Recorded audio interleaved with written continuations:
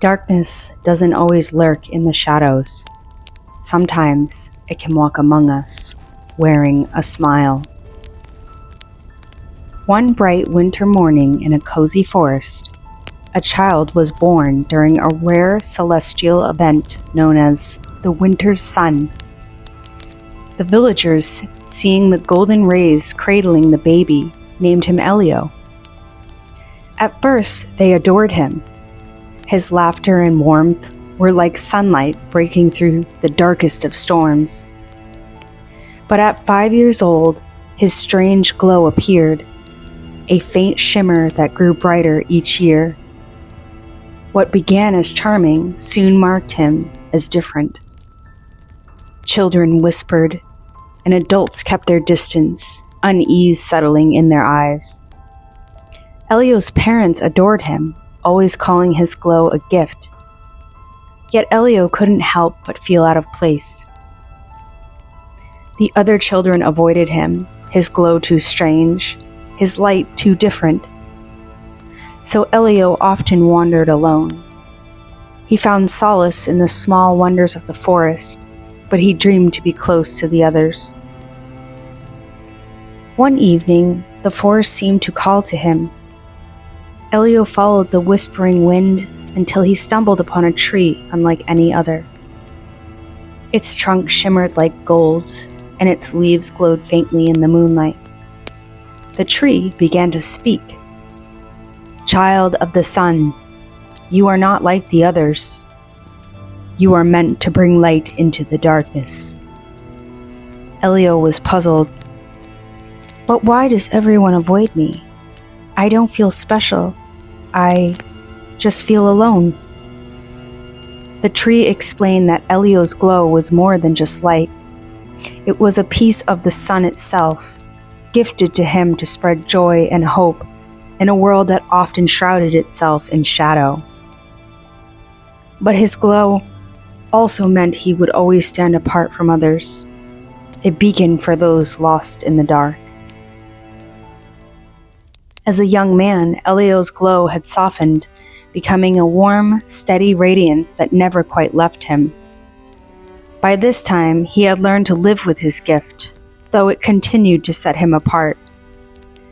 The villagers still regarded him with a mix of awe and wariness, keeping their distance while whispering tales of his strange light. Yet Elio bore it all with grace, often losing himself in the woods, where he felt the most at peace. One crisp afternoon, while wandering near the edge of town, Elio heard something he had never heard before: the soulful sound of a violin. The melody floated through the air, beckoning him closer, and he followed it until he found the player standing beneath a tree, their bow dancing over the strings with delightful precision. Elio stood transfixed, his golden light seeming to brighten with every note. When the song ended, he couldn't stop himself from approaching. "What was that?" he asked, his voice filled with wonder. The violinist chuckled. "It's a violin. You've never seen one before." Elio shook his head, his golden eyes wide. "I want to learn. Where can I find one?" The violinist, amused, gave him the name of a shop in town. That day, Elio traded his savings for a battered old violin. It wasn't much to look at, but when he held it, he felt something spark inside him, a connection, as if the instrument itself had been waiting for him. He practiced tirelessly, his light glowing softly in the evenings as he played. At first, the sounds were rough and awkward, but Elio didn't care. He was having fun. For the first time, he discovered the joy of learning something entirely new, of creating beauty with his own hands. Years passed, and his playing grew so soulful that people began to listen, drawn in by the magic of his music. But not everyone was moved. One day, after playing a song, he overheard a woman whispering harshly, accusing him of corrupting her son with foolish dreams. She was speaking to a friend, loud enough that Elio couldn't help but overhear. "It's him," she whispered, but her tone carried venom. "That glowing boy, Elio. He's dangerous, I tell you. My son used to be normal before he started spending time around him. Now all he talks about is music and dreams, as if that's going to get him anywhere. I had to forbid him from going near Elio. I won't let him ruin my boy's future." Her friend gasps, covering her mouth. "Do you think it's witchcraft? That light of his, it's not natural." "I wouldn't doubt it," the woman continued. "He's got everyone fooled with his pretty face and that blasted violin. But mark my words, there's something wrong with him. Evil, even." Elio's heart sank as he clutched his violin case tighter. Her words stung, but they weren't new to him. He had heard whispers like these before. But to hear someone call him evil, to suggest he was corrupting others, felt like a fresh wound. For a moment, he considered walking away. But then, he straightened his posture, his golden glow dimming slightly as he took a deep, calming breath. He turned towards the woman, his face breaking into the warmest smile he could muster. "Good afternoon," he said kindly, tipping his head in a polite nod. "I hope you're enjoying the music today." The woman froze, her face flushing red as if she had been caught stealing. Her lips stretched into an awkward smile, but her eyes betrayed her unease. "Oh, yes, lovely as always, Elio. You're such a talented young man." "Thank you," Elio replied, his tone as gentle as the sun on a cool winter's day. "It means a lot to hear that." The woman's friend shifted uncomfortably, glancing between them while the woman forced a laugh. "Keep up the good work, dear," she said, waving him off as though nothing had happened. Elio nodded and turned to leave, his smile still in place. Inside, though, his heart ached. He knew her kindness was only a mask. The next day, the town was buzzing with excitement as people prepared for the annual winter festival. Twinkling lanterns lined the streets, casting a warm glow over the snow-covered cobblestones. The air smelled of roasted chestnuts and spiced cider, and children ran past Elio, laughing as they chased one another with snowballs. He smiled softly, his golden glow faint but present, as he made his way towards the gathering.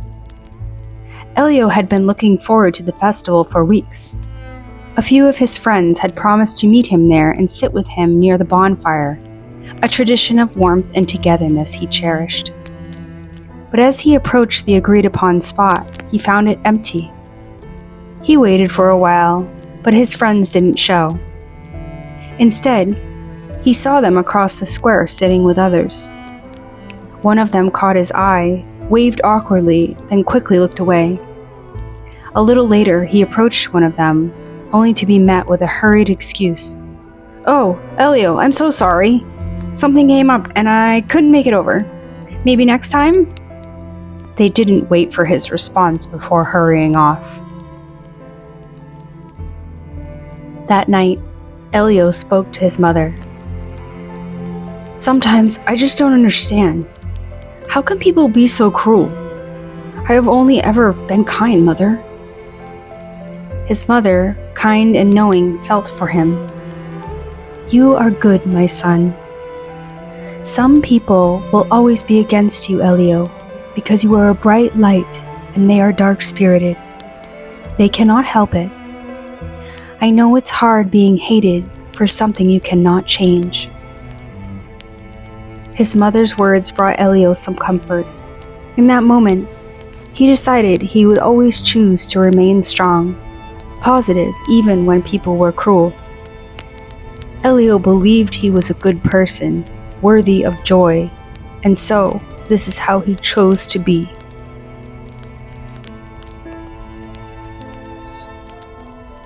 Elio knew in his heart he longed for a place where he belonged. That night, he whispered a quiet prayer to the stars, hoping someone would hear him. As he slept, His dreams were filled with images of a magical town hidden deep within the forest, a place aglow with lanterns. The next morning, he woke with a strange certainty and followed his instincts into the forest. He didn't know if he'd ever truly find it, but today his heart urged him to try. As the trees thinned, sunlight broke through the canopy, sparkling like diamonds on the snow. He saw it. His breath caught in his throat. There, nestled in the clearing, was the town from his dreams. The colorful buildings were just as he'd seen. Their rooftops dusted with snow. Lanterns hung from the branches, glowing softly despite the daylight. It was like stepping into a world untouched by time, a place alive with magic. Elio wandered through the clearing until he saw a woman. She stood near a frozen pond, wrapped in a pale blue cloak that matched her eyes. Her dark hair spilled over her shoulders. She noticed him, her lips curling into a curious smile. "You're not from here, are you?" she asked. "No," Elio replied, his voice barely above a whisper. "I didn't think this place even existed until now." Her laugh was soft. "It exists for those who need it. What brings you here?" Elio unclasps his violin case. "Music," he said simply, lifting the instrument. "May I play for you?" She nodded, her smile widening. "I'd love that." Elio raised the violin to his chin, closed his eyes, and began to play.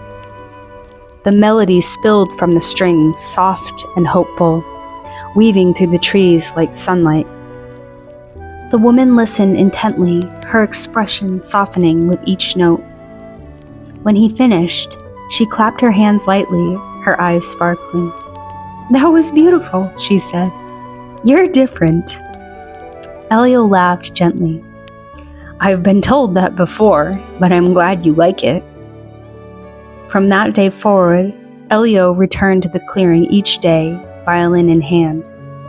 He played for her as she listened, her presence filling him with a joy he'd never known.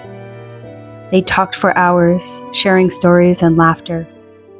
Each day, Elio felt more connected to her, her warmth dissolving the loneliness that had followed him for so long.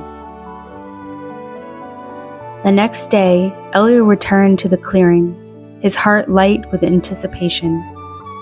But as he approached, he heard her voice, hushed and melodic, speaking to someone nearby.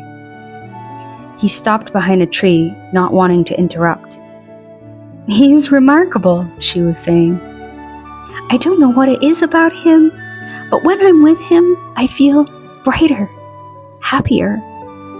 Like there's a light inside me I didn't know was there." As her words reached his ears, something extraordinary happened. A soft, golden glow began to shimmer around her, faint at first, but growing stronger with each word. Elio watched in awe as the light enveloped her, mirroring the glow that had always set him apart. His heart swelled with joy. Could it be possible? Could everyone have this light? He stepped into the clearing, his violin forgotten as he rushed to her. You're glowing," he said, his voice filled with wonder. She touched her face, startled. I didn't notice." "It's beautiful," Elio whispered. "You're beautiful." Without hesitation, he leaned in and kissed her. This time, the light between them seemed to merge, growing brighter and more radiant. The clearing felt alive with warmth and magic, the snow sparkling like stars around them. Elio knew the light wasn't just his. It was a gift that could be shared, if only one had wanted.